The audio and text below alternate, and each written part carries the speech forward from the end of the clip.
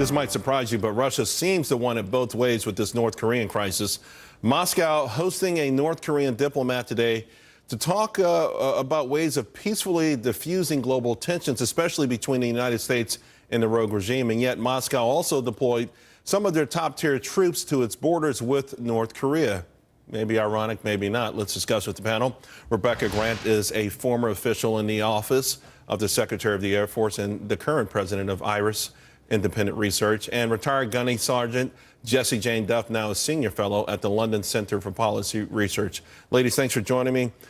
Let me start here. Today, the International Atomic Energy Association says that North Korea's rapid progress, Rebecca, has made it a new threat to the world.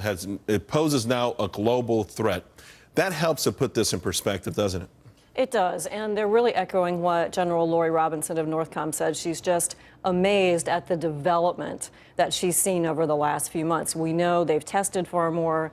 They have this ability to develop missiles, and they really are that threat. That's why we have to be serious about it. Do you take these overtures from Vladimir Putin as just him playing both sides of a topic that it wouldn't be the first time? It seems to be part of his modus operandi. Putin is really crafty. He has a lot going on here. One, it drives him bananas not to be in with the big boys, so he wants to be part of the solution. He also is looking ahead to the economic development. He would love to extend that Vladivostok pipeline down into South Korea, and that means going through North Korea. So he's getting ready for when talks begin to see what kind of piece of the pie Russia can get in solving this crisis economically. Jessie Jane, how's the crisis going to be solved?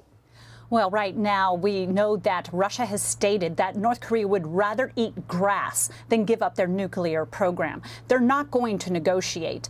In fact, Kim Jong-un knows the fate of Gaddafi in Libya and Saddam Hussein in Iraq, that essentially he sees his nuclear weapons as a life insurance policy. To solve this problem, I don't think that we can trust for one moment Russia, because it's always going to be to their advantage to try to negotiate or manage to manipulate for their own advantage. Right now, they have no interest in helping us with our economic sanctions. We have seen reports that Russian smugglers are getting petroleum products, aid, and various other needs and services over there to help them weather the storm of these sanctions. So I would remind people who came in on the white horse when President Obama drew the red line. It was Russia, and they said that they would get rid of the chemical weapons themselves personally.